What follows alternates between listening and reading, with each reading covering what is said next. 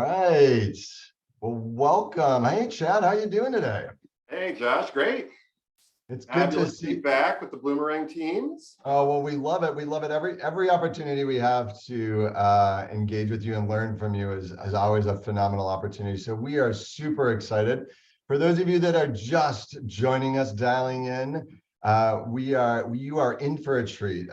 We have Chad Barger today, who's going to be talking about. We're going to be talking about stewardship, which is the perfect time as you're bringing in all those new donors, or you're re-engaging your donors towards the year-end fundraising. Stewardship is such a big key part of that. So we are super excited and thrilled to have Chad with us. Real quick, if you're just signing in, why don't you hop into that chat box? Let us know where you're dialing in from, or I guess dialing. I'm dating myself here. Right, zooming in here. Chad, where are you? I am in Hershey, Pennsylvania, where they make your Oh, chocolate nice. bar. So Now, have you yeah, gotten snow yet there? I know there's some uh, parts like it. I was out of town. We had a dusting the other night, so I played that well, but I had a dusting where I was too. So and there was a little bit of lake effect this morning. So nothing substantial, but some whiteness. Well, it is. I'm headed to Minnesota. I'm in California right now, Northern California, headed to Minnesota for Thanksgiving. And my mother sent me a picture. She's like, "Hope you still have your winter jacket." We just moved to California, and I kept it. So I think I'm in for a white Thanksgiving. I'm not sure I'm ready for it, but it will be there. Let's see who else we got. We got Kathy in Montana. We got Larry in California. What else? We have Linda from Southwest Missouri, and it is cold. Philip in California, another Montana. We got a lot of Montana and California here. That is interesting. We have Angela in Ottawa, all right, up north, so probably slightly colder up there. Missouri from Avery, we got Robin from Virginia, Claire from Florida, New Orleans. Wow, we have a great intersection here. Gina from Indianapolis, which is where Bloomerang is based. Fantastic. All sorts of folks. So if you're just joining, we're going to get started here in a second. We are super excited. We have Chad with us today. He's going to be talking about stewardship. We'll start here in just one more minute. Janet from Northern California. All right, Janet, look at that. All the California. Another Ottawa. I mean, this is like. Love the Canadians. What'd you say, Chad? We love our Canadian friends. We absolutely adore our Canadian friends. Jeremy from Boston, Jacksonville. All right, there's someone from a little bit warmer. Trent from Reno. Fantastic. Another Just from Toronto. Fantastic. All right. Well, I know that Chad has a ton planned for us today, so I am going to jump in here so we can get him going. Couple housekeeping things before we do that. Whoops, I think I did this backwards. So I'm going to quickly, here we go. Before we get started, the presentation is being recorded. So not to worry, feel free to take notes, feel free to take some screenshots, but also know that we will be sending both the recording and the slides later today. So be on the lookout from an email from us with that. And then if you have any questions for Chad, please use the Q&A button on the bottom, right? So Q&A for questions, chat, feel free to chat amongst yourselves, but questions specifically for Chad, or if you have any technical questions, please use that Q&A button. That will help us identify the questions, because sometimes they can get lost in the chat. And for those of you who I haven't had the opportunity to meet, my name is Josh Meyer. I am the VP, one of the VPs of marketing over at Bloomerang. For those of you who are unfamiliar with Bloomerang, we offer donor management and online fundraising tools. You have a snazzy shot here of our dashboard within our software. If you would like to learn more about Bloomerang or to schedule some time with one of our team members, feel free to use that URL. I think we probably need to add a QR code to this if we're going to be up with the times here. Right to it. Yeah, right. But for additional information or schedule some time, feel free to use that bloomerang.co/demo, and we'd love to find some time to chat with you. With that, it is now my pleasure to hand this over. So I'm going to stop sharing here to Chad, who will pop his slides up and take it from here. Chad, welcome. Well, thank you, Josh. It is great to be back doing the Bloomerang webinar. Always a lot of fun. Great to see so many fundraisers and nonprofit professionals from across the US and Canada. And I'm excited and really can't wait. So I am gonna pop in here to the slides, and we are going to do ramp up your stewardship program before those year-end gifts arrive. I'm gonna come over here. So this thought here is, we've done all this work. Hopefully your end of calendar year appeal is written, it's done, it's at the mail house. Let's get those done. We're starting to cut it close here. And now maybe we have a week or two here where it's holidays, there's things, we have little pockets of time. Let's make sure we have stewardship processes in place and maybe a little more optimized stewardship so that when all those end of year gifts come in, everything's already set. And we're not scrambling then in mid-January saying, oh, what am I going to do to thank these donors? So my goal really is to give you some creative stewardship options that you can take to your shop, things that have worked well other ways to make your stewardship a little more inviting, a little more different, stand out from the crowd, and really just show those donors that you appreciate them. So that's what it's all about. I want to start with a story about a stewardship example that I had, and kind of maybe a what not to do. And then we're going to dive into a lot of these stories and samples and templates and all kinds of stuff. I have so much goodies for you today, so can't wait. And why don't we hop right to it? So this story is a story about me. I tend to tell stories about other people, but this one's actually about me. This is my first development director job, my first big break. I'm like 27 years old, somewhere around there, and I get hired as the director of development at the Antique Automobile Club of America Museum in Hershey, Pennsylvania. It's one of the largest antique automobile museums in the country. It was just like 18 months old at the time. The volunteers had raised the money, and then they just kind of got burnt out and went to do a lot of other things and hired me as the development director to come in and put the systems. I had come from higher ed, so I knew all the processes in place and we were set to do that. However, I quickly realized that they'd been open about 18 months, but they really hadn't talked to those donors at all. A lot of their donors, some of the major donors for the facility, had not heard anything in just about 18 months. And so I quickly said, oh my gosh, the donor base is basically going barren, or we got to talk to these donors. So I extended an invitation right away. When you're in town, please stop by. I'd love to give you a behind the scenes tour, show you your investment, those kind of things. And slowly over the course of the first year, I got to meet most of the donors that way. When they were around, they stopped. We had lovely little chats, but not the top one. I had not seen the big donor until once a year, there is a giant car show in Hershey. That's why the museum is there. And it was the end of the week. I'm exhausted. I'm just about ready to go home, and my phone rings, and it's him. So of course, I get all pumped up. Here we go. I go meet him at the door, and start taking on a behind-the-scenes tour. The museum is laid out. You kind of go across the country and through the decades.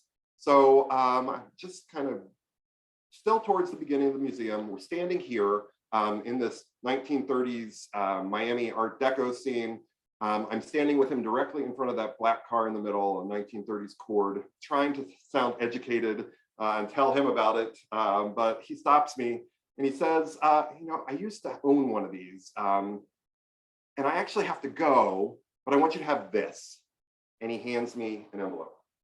And I'm kind of, oh, what did I do wrong? I'm a little distraught here. And I walk him out. And as I'm on my way back to my office, I open the envelope, and in it is a check for $100,000. Wow, that was the biggest gift I had ever received at that time. And I almost tripped, what prompted this? I try to call him, I don't get him. I finally connect with him later in the week. And I said, that was so unexpected and generous, what prompted your gift? And he said, I have been to the museum 4 times. Nobody knew who I was. Nobody invited me in. Nobody not even said thank you. I hadn't really heard anything. at each of those times, I had this in my pocket to give, but it just didn't feel right. That I didn't have a lot of time to spend with you, but I could tell you genuinely cared and that you were going to take the museum in a path of it caring about its donors, and I'm ready to become a donor again. So that was the start. Gave that gift. He went on to do a lot more. He gave us this rare black 1953 Corvette. They didn't come in black till 55, so incredibly rare gem. He had a collection of Dodge Prowlers in every color with matching trailers and hats. Didn't really fit the collection, but they made fabulous raffle prizes. So we had a Prowler raffle for several years. Why did it all happen? Because we showed we cared, right? That was the key. We showed we cared.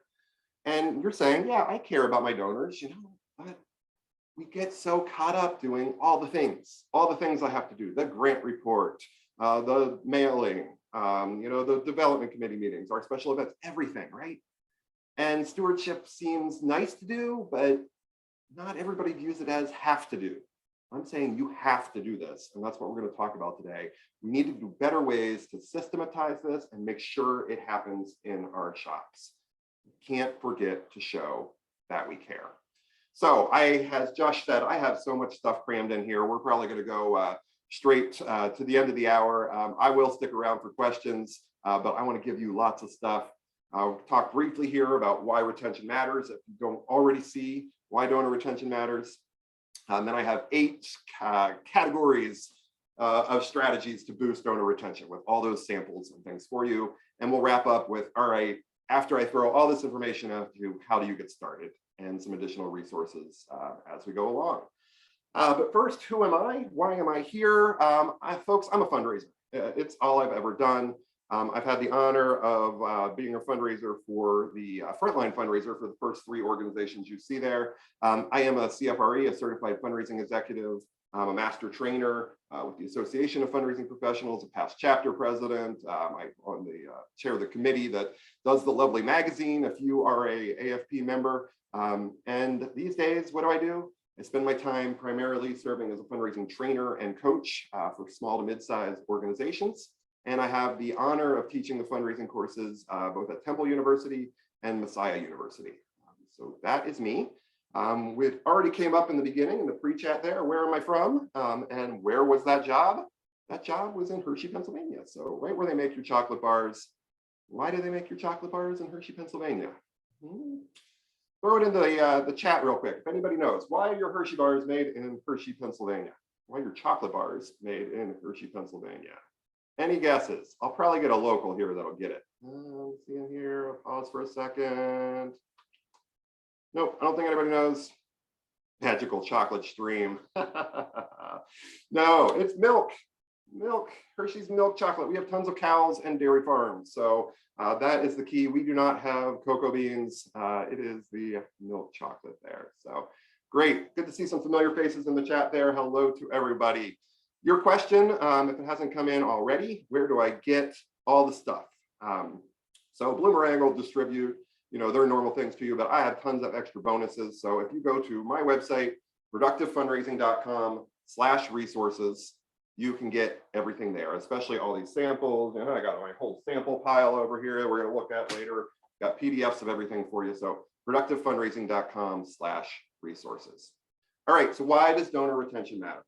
Why do I have to care? Why can't I just go do my events, find my new donors, all of that? This is why. 43%. 43% is the average donor retention rate in the US. That means the average nonprofit, if they had 100 donors in year 1, at the end of year 2, they would only have 43 of those same donors. Right? They lose over half of their donors. We can do better. We have to do better. For my Canadian friends, last number I saw is 50% for you. 50% is the average donor retention rate. So it's better, but it's still losing half your donors every year.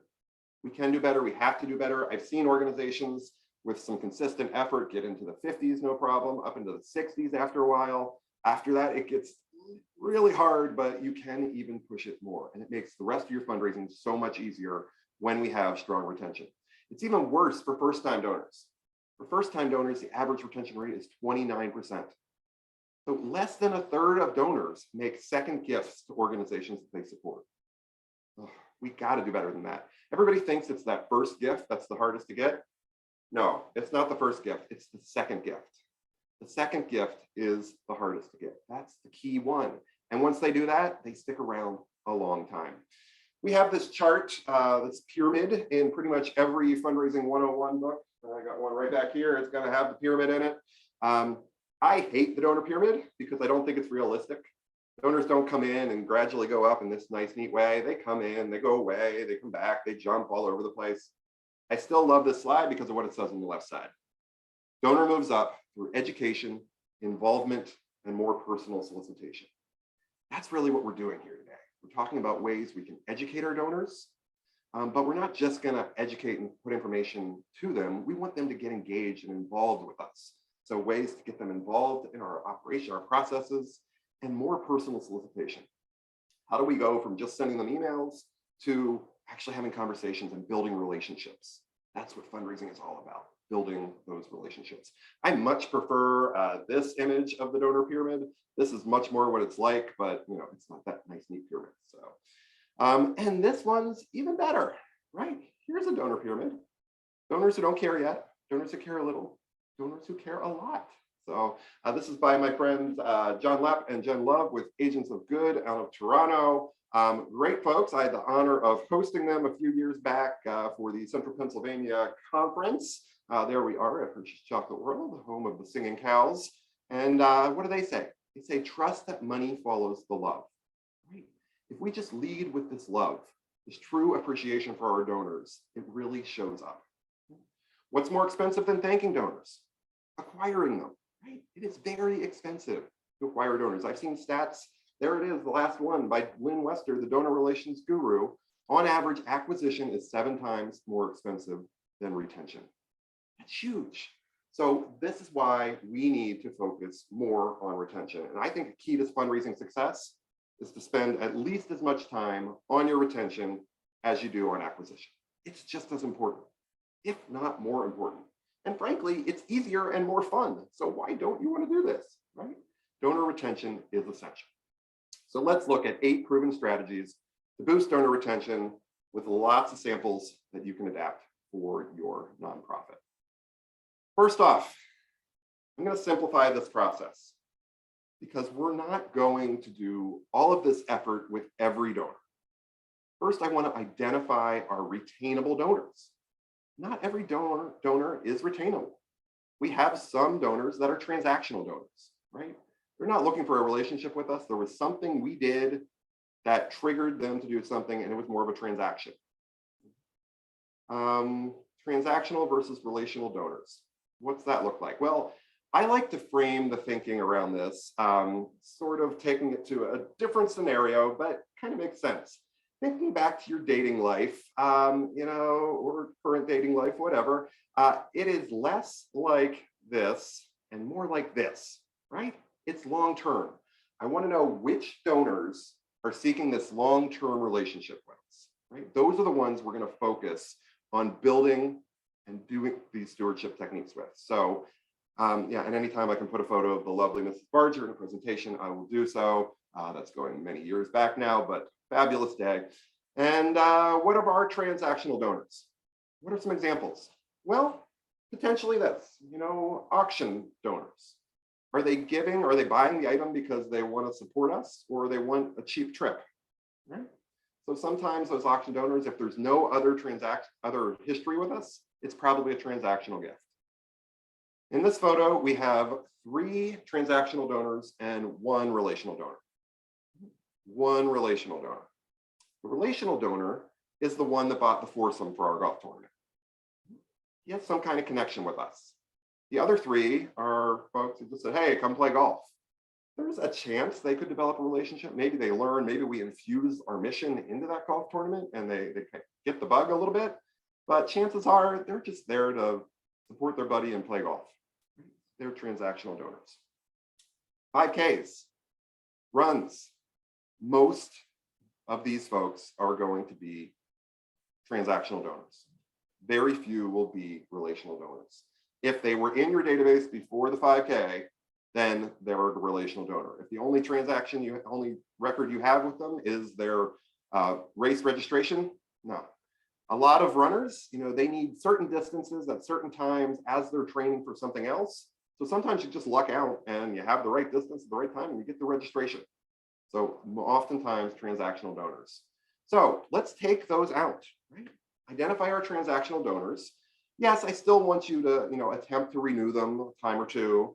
Maybe they get your newsletter, your email blast, but they're not going to get all of these specialized, personalized pieces of correspondence that we're going to go through today.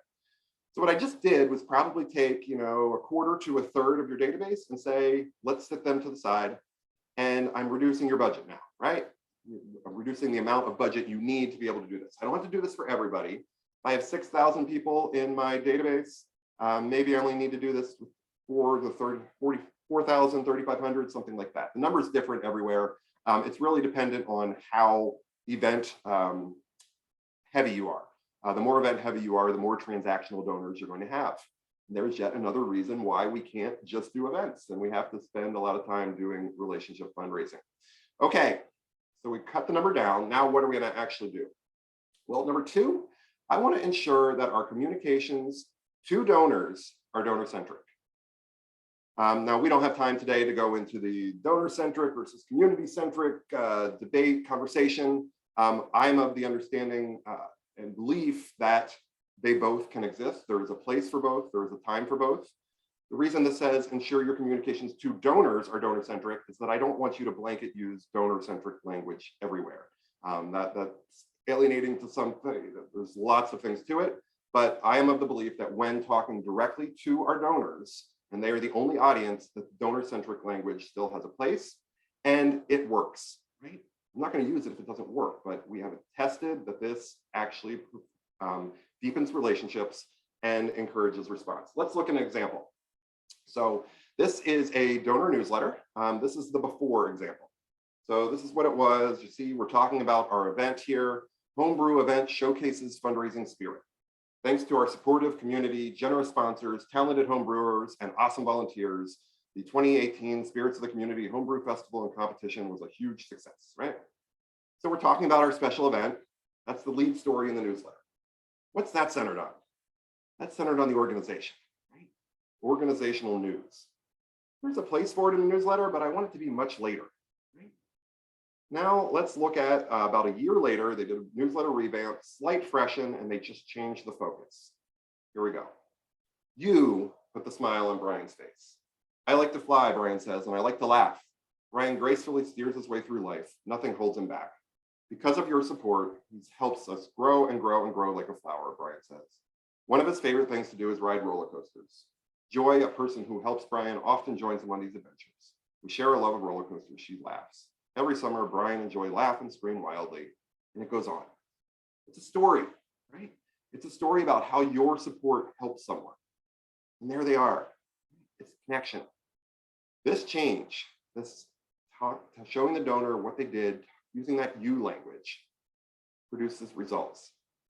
What happened here? They did this. A week later, they got a $3,000 donation out of the blue from somebody that's a $100 annual donor, right? I say, wow, that's unexpected. They call them up, of course, say thank you, and they ask, what prompted your gift? The woman said that she had unfortunately recently lost her husband, but their thing to do every summer, they would go to a different theme park and ride the roller coasters. And there was some leftover life insurance money, and she wanted to use it as a way to memorialize him. And what better way than to support this program? Brian's story spoke to her. Right? We brought her into the story. How else can we do this? Other things, reporting, postcards. You're going to see lots of postcards today. I love postcards. Every time except for election season, right? Don't send postcards during election season. We all get way too many, but these postcards, fabulous. Easy, economical ways to report impact and tell stories to donors that actually get eyes on them. They don't have to open things. So here we go. Because of you, 214,000 students are learning about dairy farming. This is postcard, the back. They actually had kids color and write a little note, and then they sent them out. We connected the donor with the beneficiary and got out of the way. We didn't talk about the organization because of you. It's this language, you and your, that makes the focus on the donor and their connection with our beneficiaries. They become the hero of the story. We've heard that many times. How often do we do this? How often we kind of send these out of the blue donor-centric communications to our donors? Well, I can't answer that for you, but I can give you the formula to figure it out in your shop. We have something called the fundraising law of 7. Fundraising law of 7. This comes out of research done just over 20 years ago now, but recently repeated, and it's still statistically true. Research by Penelope Burke with Cygnus Research. She looked at 40,000 households in the US and Canada. And the goal being of, why do you keep giving to an organization? What keeps your attention and support? And through that research, actually found this number, 7.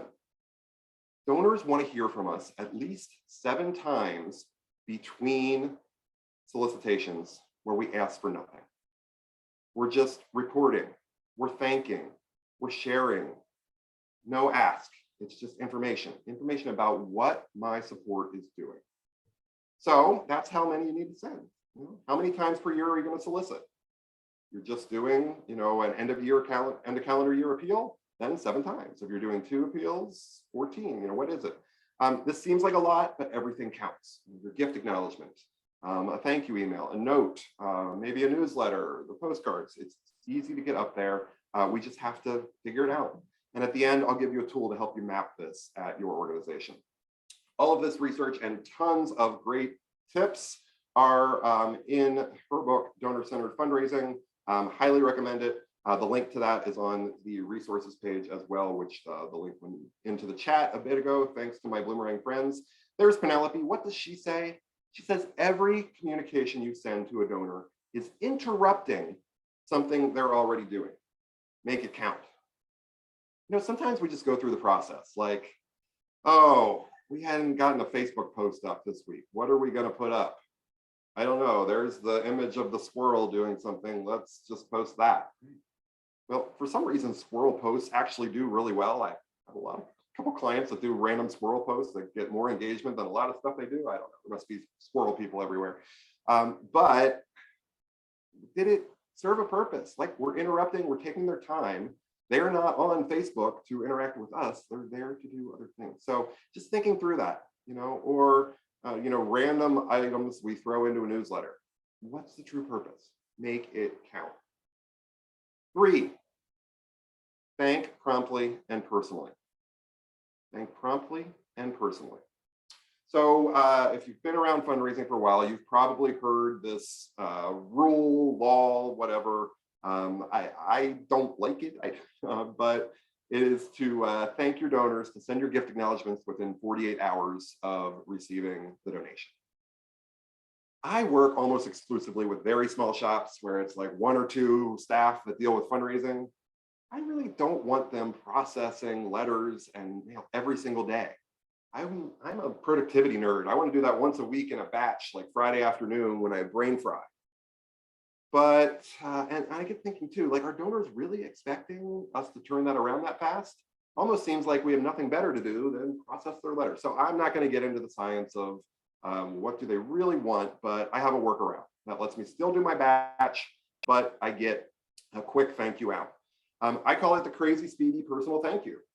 So every day when opening the mail, I am going through and immediately will send a thank you email, right? I have an email address on file for them. I'm just going to send a quick email that says, thanks. Thank you so much for your recent donation to our organization. You will receive a formal gift acknowledgement for tax purposes in the mail, but I wanted to personally reach out and thank you as soon as possible. Thank you again for your generous support of our mission. It's a template. I copy and paste, put in their name, hit send. They got that right away. I actually get replies from donors that say, oh, I didn't expect to hear from you, right? Thanks so much. Sometimes I'll even do like a PS. This isn't automatically generated. I'm a real person. Feel free to reply if you have any questions or concerns, something like that. So it's a way to get that engagement. And then that goes out right away. I can still do my batch of mailed gift acknowledgement letters later in the week. And by the end of week 1, I already have 2 touch points out of my 7. Right? So the crazy speedy personal, the crazy speedy thank you works really well. I've sometimes too, like if I'm in an organization where we don't have many email addresses, I'll get pre-made tiny postcards. And they basically just say, thanks so much for your gift. We'll get you your letter in the near future. We wanted to say thank you as soon as possible. So it costs a little bit with the postcard stamps, but still a way to do that. So then we send our formal gift acknowledgement. And I want to make this as personal as possible. I don't want it to be on behalf of the board of directors of ABC organization, we thank you for your generous donation of $125. Right? Yeah. So what should it be? And I don't want it to go on one of these, the window envelopes. What comes in window envelopes? Bills, right? Yeah, so we don't want our thank you letter to look like a bill. The printers and other folks talk us into these. They're a tiny bit cheaper. Yes, they save the step of printing the address on the envelope, but I think it's worth it because I don't want that connotation that it's a bill. Especially don't want my appeal letters going in these and getting tossed because they look like bills. So get those out of your shop. We don't need to do the dear sir and madam. If we have to do the dear sir and madam or dear friend of the library, let's cross it out and maybe write in their name. These personalization pieces. Anytime we can hand address something, increases the open rate substantially. Notes, those work great. One of my tips is if you don't have time to write notes, get Post-it pads, give them to volunteers, board members, whoever, and ask them to just fill a Post-it pad with notes. Thank you again for your ongoing support. We couldn't do it without you. You're the best. Thanks again. Quick little notes. Then you have these pads. So when you're doing like this coming into this time, end of year, when you've got 50 letters to do in one day, you don't have time to write all the notes, but you can just quick slap on the Post-it notes, right? It works exactly the same way. Very effective. And a new one for me, stamps. Real stamps definitely work better than indicias, but if it's crooked, a little off kilter, that works even better, right? So I never send mail with straight stamps anymore.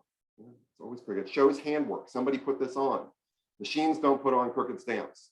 Actually bet they can, but people don't think machines put on crooked stamps. Another way to personalize that gift acknowledgement letter, paperclip. Paperclip is a very powerful fundraising tool because it allows you to put something personal on it. Here's a sample. This is two samples actually that folks have done after seeing this presentation, where I recommend take a photo of your program in action, go to Target or Walgreens, wherever, and get prints made, like actual photos, like we used to do back in the 80s and 90s. You can still do that, yes, they exist. Get like 100 prints made and just gonna clip that photo onto your letter, right? It seems different. People think machines can't paperclip either, they actually can. But here they took it to a next step and put in a little note. I've sometimes written on the back, like, thanks, you made this happen, something like that, just on Sharpie or something like that, but personalize that acknowledgement, make it more special. It's not just something a machine spit out at me. You can do this as well with your email, online contributions, that automatically triggered generated email. Most systems, with the exception of PayPal, which is why you shouldn't exclusively use PayPal, most systems allow you to customize it. So here we go. Dear Lynn, because of you, countless children and their families have a reason to be thankful. Because of your recurring support, patients at Children's Hospital Colorado can celebrate health and healing and look forward with hope and strength, knowing that donors like you are there to support them every step of the way. That's much more powerful than we have processed your transaction of $400. I didn't buy a widget, I gave from my heart. Can you thank me from my heart? Another thing, this personalization game, is it really worth our time? When we look at this, 59% of donors said personalization would increase their donation by up to 10%. Okay, you actually use my name, give me a little note. While 25% said personalized experiences would raise their donation amount by up to 25% more. So if you're actually going to, maybe invite me to something or really show me engage, it's that involve piece, then we're talking even more. All right. Number 4, thank when it's unexpected, using multiple channels. All right, so we got the gift, we said the crazy speedy email, we did our gift acknowledgement. Now, sporadically, we're going to just love on our donors. What are some things we can do? Well, I use all channels. I think unless they tell you they only want digital correspondence, we can mail to our online donors. Most are fine with it. We actually want donors to be multi-channel. When you look at that, they have far more higher lifetime value and retention if they interact with us in multiple channels. So that's something we want to encourage.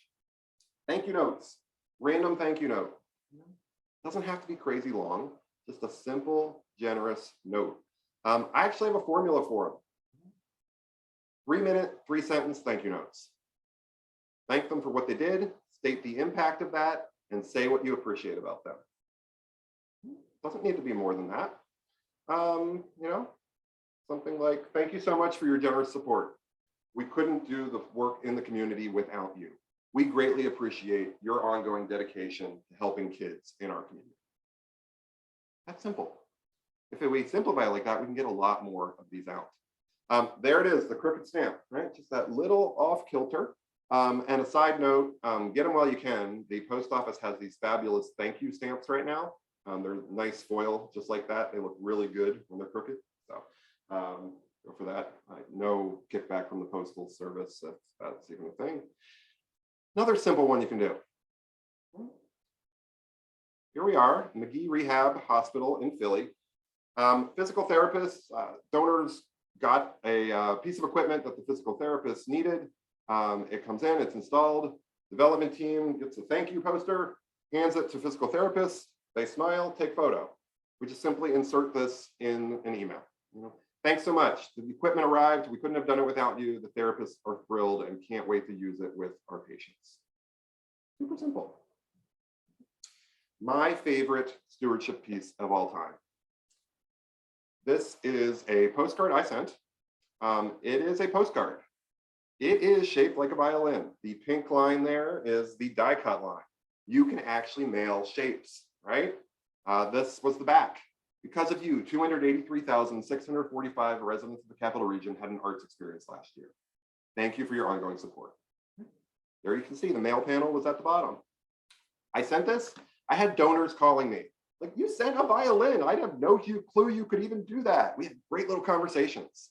So of course I proceeded to send a ballet slipper, an artist palette, a blank canvas, all kinds of things. So you can do all kinds of different things. I love hearts at Valentine's Day. And let me come here so you can actually see these. Hearts of Valentine's Day. There's the back panel. I just had a client do a heart. There we go. That came like 2 weeks ago. They have everything: owls, pineapples, sundaes. I know they have a school bus, which works really well for like back to school time and educational organizations. This postcard, and lots of places can do this. The expense is in the die, right? So you need a place that has a lot of dies so you can come up with something creative.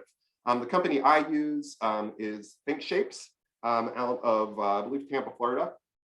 Jim down there is very helpful with this. So, and look, his sample card was actually sent to Bloomerang for me, but this, it gives you some information on it and what he does, his contact information. I get no kickback from Jim, but he does give you a, if you need a custom die, he'll give you a discount if you mention that fundraiser Chad sent you his way. So it's innovative, it's unique. It gets donors talking about you, gets donors engaging with you, and it's pretty much the same price as a normal postcard as long as they have the die.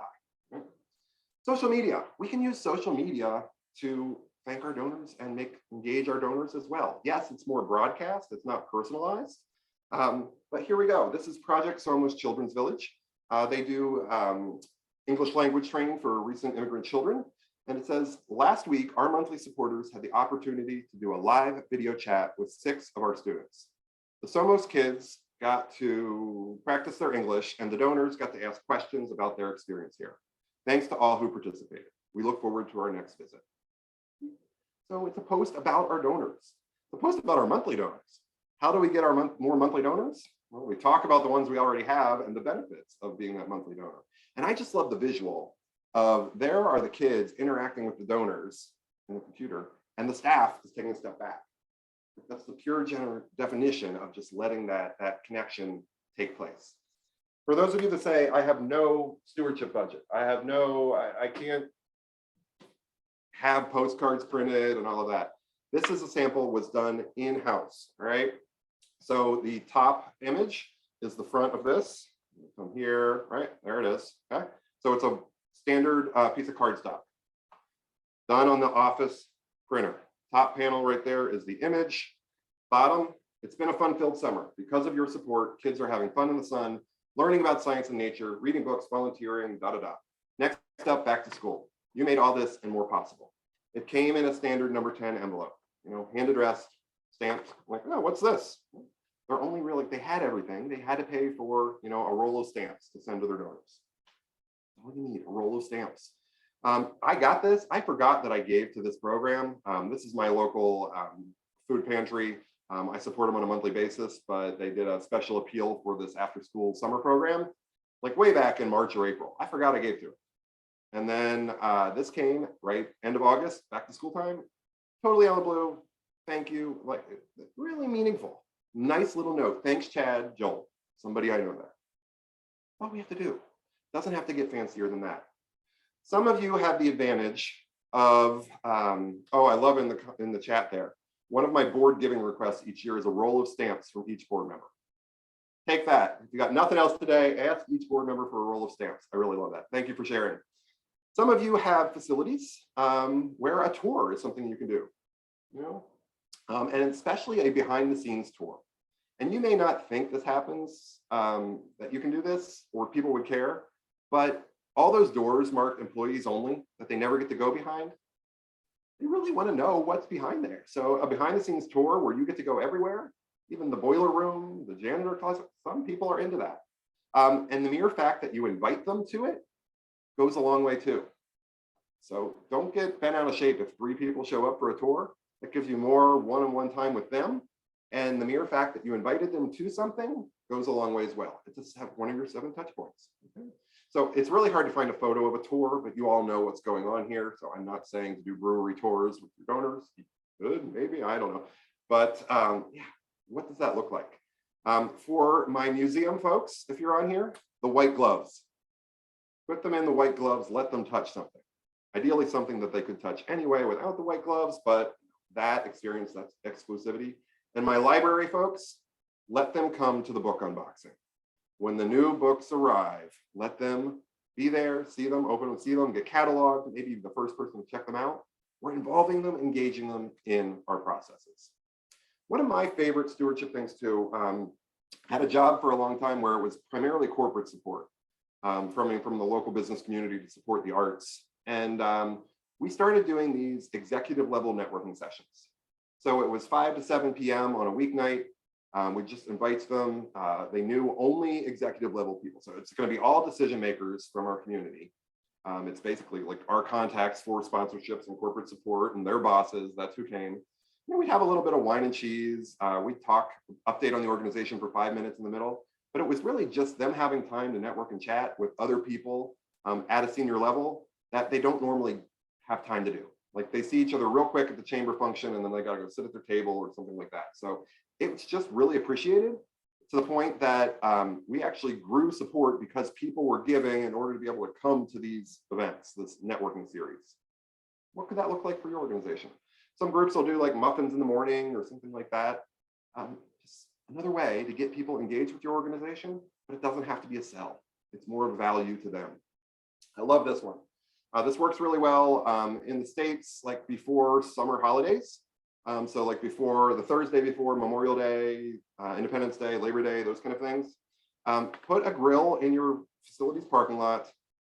Give your executive director a chef hat and a burger flipper, and you send out an email like the day before to your donors and saying, we know it's a busy time of year. We don't want to put something else on your calendar, but we'd love to see you and give you an update.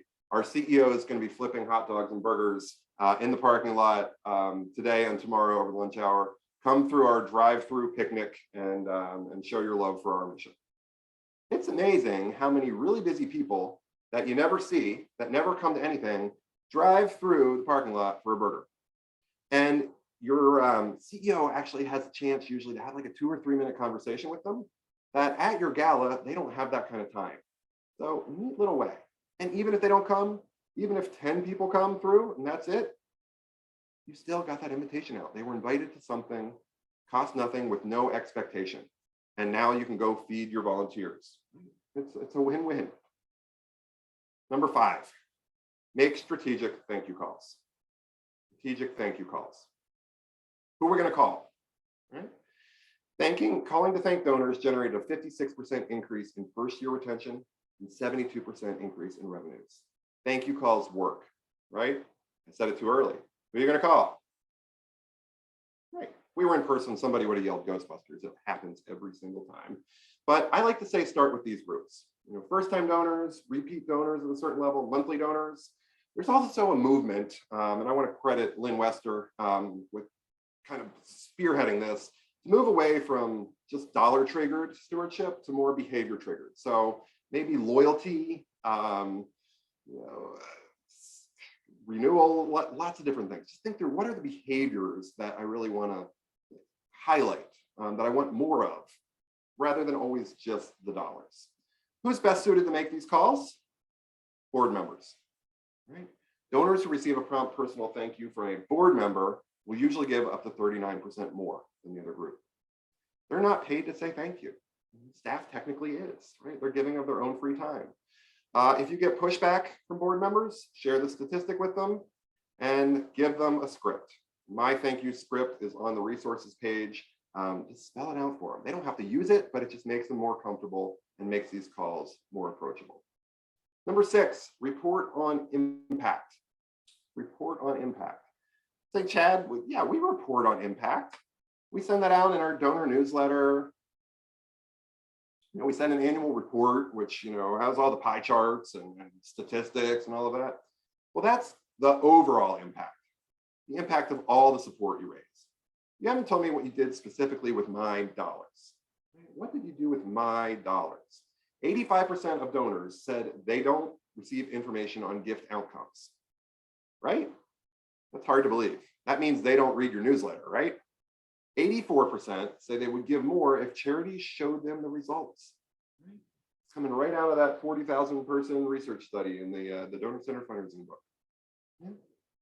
So, okay, they're clearly not going to read our newsletter annual report with the big results. So we need to give them specific results of what their support did. I call this the impact letter. Impact letter. This is a letter sent to them, 3-6 months after the fact. And it simply says this: thank you for your continued generosity. Because of you, we are having a huge impact in our local community. It has been 6 months since you made a generous commitment to our organization. Today, I'm simply writing to let you know that your dollars have been put to use as you intended. That line right there. Your dollars have been put to use as you intended. Huge. With your help, we've reached the following milestones over the last 6 months. On behalf of the board, I'd like to once again express our sincere appreciation. That's it. No ask. It's sent out. Donors get this. Wow. Tell me what they did with my dollars. No other organization does that. Maybe I should trust this organization more. Very impactful. Yes, it's another mailing. Yes, it takes time. I would always batch run impact letters at the end of the month. So end of the month, I would run impact letters for anybody that gave the 6 months prior. And we got to update this every so often for the donors that give frequently. Impact letter, very key. It also acts as a priming letter. If they get this a month or 2 before the next solicitation is going to go, they'll still remember the impact letter, the fact that you told them what you did with their support. Number 7, harness the power of raw personal video. Raw personal video. This is not polished video that we paid someone to produce. This is video filmed right here on these. We all walk around with high resolution video cameras at all times. We have them. So let's use them.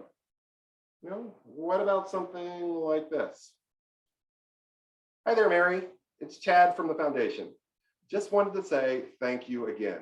The new piece of equipment for our program just arrived. It's right there behind me. I wanted to say thank you again. We couldn't have done it without you. You're key to the success of this. I'll send you some photos once the kids are in here using it, but simply wanted to say thanks. We couldn't do it without you, Mary. Take care. Yeah, we do that? We can, we have the tools. I usually would just insert that in an email. Texting, something like that can work too. If the tech side of that scares you, there are systems out there that will help you with this. Services like Cosvid is a favorite one of mine that gives you a portal right on your screen. You can use your webcam to film these. But personal video, I said her name, right? Very, very powerful. Right? And I took her places. Take donors places they can't go, you know, have the kids way in the background so you can't see, you know, still protect privacy or whatever. Something is going on, there's action, and I'm thanking you from the action. I'm taking you to your dollars in action. Incredibly powerful, raw personal video. And number 8, our last one, get to know your donors in person. Chad, that's not steward, that's what I'm supposed to do anyway. Yeah, and it's the most powerful stewardship technique. You know, people give to people, we know that line, people give to people that they know, like, and trust. How do you build that? By getting to know them through relationship building. We need to spend time sitting down with our donors, and we can do it again for the most part. So prioritize that. That's what you got to do. How do you prioritize that relationship building? For me, it's measurement. You know, what gets measured gets managed. Have a visit goal. Do you have a visit goal? I'm of the belief that every fundraising professional should have a visit goal, even if it's one a month. Everybody can do one a month. How do you make sure it happens? Well, you set the goal, you measure it and monitor it. You block time on your calendar for donor visits. Otherwise, it's going to get all filled up. And then you block time on your calendar for scheduling donor visits. You got to make it a priority. You got to work towards it, and you got to track it. Right? Okay. And the last thing there on those donor visits, it's actually a growing movement, and it's coming out of higher ed, which is the last place I thought it would come because they're so stuck on counting donor visits, looking more at meaningful engagement rather than straight donor visits. And I think this is coming out of the pandemic where we couldn't have these visits, but we still had some meaningful engagement with donors. You know, anytime we have a conversation, regardless of the channel, where that donor is engaging back and forth with us, that could count. So maybe we look more at meaningful engagement versus straight donor visits. All right, the best way to get started. How are you going to take some of these ideas today? You're not going to do all this stuff. If you did everything, it would overwhelm your donors and have budget and all kinds of stuff. So you're going to pick a couple things, but how do I know what to do? Well, some of you are completely overwhelmed. You're saying, oh my gosh, we're a small shop. How am I going to do this? I don't have the time, money, people, whatever. Don't worry about being small. Worry about being silent. It's important. I'm going to say that again. Don't worry about being small. Worry about being silent. When donors don't hear from us, or they don't feel appreciated, that the problem is there, and that's where that donor retention downfall keeps hanging out. So don't worry about being small. Worry about being silent. Find something you can do. Take these suggestion earlier and ask each of your board members to give you a roll of stamps as part of the gift, and now you have postage for stewardship, right? There are ways to do this. My first recommendation is just figure out what your donor experience is like. We're too close to it, right? We see it every day. We think donors get stuff because we're processing stuff every day, but what is the donor actually getting in the end? So buddy up, find somebody you know in the field, make small online donations to each other's nonprofits, you know, 10, 20 bucks, whatever. That's going to get you on their list, in their cycle, and you're just going to meet with them, you know, meet for coffee or lunch or a Zoom call 2-3 times a year. When I used to do this with somebody, we just each kept a folder. Something came in the mail, or it was back in the days when we still printed emails. This is going way back. I'd print the email, put it in there, and then before I had lunch, I'd kind of review it and say, you know, I got like these 2 things, but it just didn't really feel personal. Or I heard from you right away, but then I didn't hear from you for 3 months. So it's just kind of that feedback on what the donor experience is like at our organization. Almost virtually free, right? And then take that information, or you can start with this. This is on the resources page. It's It's a donor touchpoint calendar. This maps out when your donors hear from you. This is our plan. It's not always what actually happens. That's why I still want you to have somebody else monitor the experience. But on here, we got the weeks of the year going across, and we have the ways we communicate going down with our asks, our mass communication, and our personalized stewardship. You're simply going to fill in, move the dot, and mark when they're going to get one of those. And then this visually lets you see your donor experience. So do we have the right amount of non-asks to asks? This one looks pretty good, maybe a little ask heavy still. Do we have enough personalized stewardship? Are things spaced out appropriately? Or do we go a long period where they don't hear from us, or a period where they only really hear asks? So it just lets you visually see that experience, a great tool, and shows you where the gaps are, where you can plug something new in, or maybe where you need to take something and rearrange it to a different time of year. All right, as we wrap up and get to your questions, I have some additional fundraising resources I will highlight. I always like to encourage you, feel free to connect with me. I go by Fundraiser Chad on all of the social channels, with the exception of TikTok, because I don't really know what I'm supposed to do on there. I don't dance, but I'm at all of those places. Feel free to connect. Here's the book. I always do a book recommendation. We talked about that earlier. I do a free monthly webinar as well. So if you want to come and learn about fundraising planning, that's what I'm doing on the 30th at 1. My firm, what do we do? I have information here for you on that. I teach at Temple. That's a 10-week online fundraising certificate program. I have toolkits and stuff. So come to the resources page, grab whatever you want, interact, and I would love to hear your thoughts and questions and comments. So Josh, I made it with 5 minutes to spare. So. Indeed, and we definitely have 5 minutes worth of questions. So that was fabulous. I learned some things. We do direct mail, we do postcards at Bloomerang. I did not know. I guess that was before my time. We did the shaped emails, and we're gonna have to bring that back. So this was really, really, really great. Before we dive into questions, we are gonna fire up a poll here. If you would like Chad to follow up with you, or if you would like additional information from Bloomerang, go ahead and respond to this poll, and Chad will reach out, or one of my colleagues will reach out, and we can share some additional information, or answer any additional questions that you may have. So we'll keep that up here for a minute or two, but let's dive into questions. All right, so the first here is from Dave. Chad and Dave, I don't know if you have this up, or Chad, if you have this up, Dave says, best tips for gaining email addresses of donors. We have a large population who still mail in their checks in response to appeals, and we do not have their email addresses. How should we gather those? Any tips on email gathering? Yeah, it's an ongoing process, and some people are just never going to give it to you. We all get too many emails, right? So I always have the email line on every form, everything. I'm always trying, even at special events, I have some emails. I like to create, ways like exclusive things that we only give via email. So to get this, you need to give us our email address. So for exclusive updates, for video of this program in action. And then you can actually pay for it. You can do a email append on your database. I don't think Bloomerang offers that directly, do you, Josh? We may get it through True Givers. I would have to get back to you on that. But I've done it with a third-party service while I was using Bloomerang as a database, and it works well, but it costs a bit of money. But they'll research, based on this name and mailing address, what email is tied somewhere else. So yeah. The one thing to be careful about that is opt in, opt out. Sometimes if they haven't given you their email, if they haven't given you their email address, they're probably not going to be super responsive, and might even get frustrated if you start emailing. It's not a throw on the list. It's a carefully, are you interested? Yeah, exactly. One thing that we've seen, we were talking about this earlier, is QR codes, right? I've started seeing a lot of response devices with QR codes.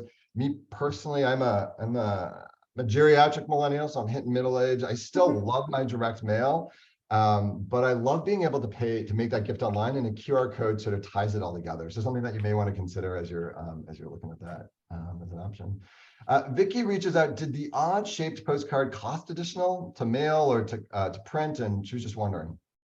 For the most part, I find they're pretty much the same price as the jumbo, the big postcards. So. Okay, got it.